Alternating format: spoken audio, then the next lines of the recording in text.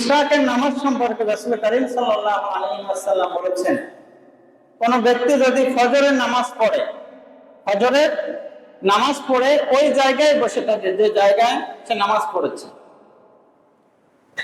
সূর্য ওঠার পরে 2 রাকাত নামাজ পড়ে, আল্লাহ সুবহানাহু ওয়া তাআলা এই ব্যক্তিকে এমন একটা সওয়াব দান করেন যে সবটা মানুষ অনেক সময় টাকা দিয়েও যাইতে পারে।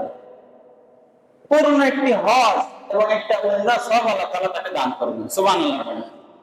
তাহলে যারা আমরা হজে যাইতে পারতেছি না, আমরা এই আমলটা কি করতে পারি না?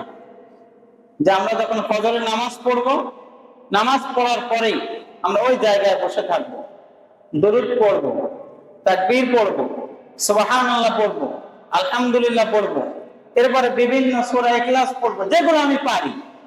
ওই জায়গায় বসে থাকবো, সূর্য উদিত হবে। এখন তো সূর্য উদিত হয় 6:30 এরকম। তাহলে সূর্য উদিত হয়ে গেলে, সময় হয়ে গেলে আমরা 2 রাকাত ইশরাকের সালাত আমরা কি করব? আদায় করে নিব। এরপরে আমরা বাড়িতে যাব। আমরা যারা আছি, এরকম কতজন আছি যে আমরা ফজরের পরে আমরা জায়গায় বসে সূরা ইখলাস, এরপরে বিভিন্ন দুরূদ শরীফ, এবার বিভিন্ন তাসবিহ তাহলিল পড়ি? এরকম লোকের সংখ্যা কম না বেশি? খুবই কম।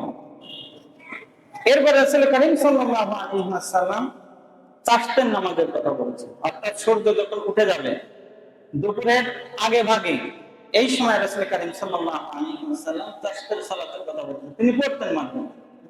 এবং মানুষ যখন নফল নামাজের প্রতি বেশি গুরুত্ব দেয়, আল্লাহ সুবহানাহু ওয়া তাআলা এই ব্যক্তির কাছ থেকে বিপদ আপদ সরিয়ে দেয়।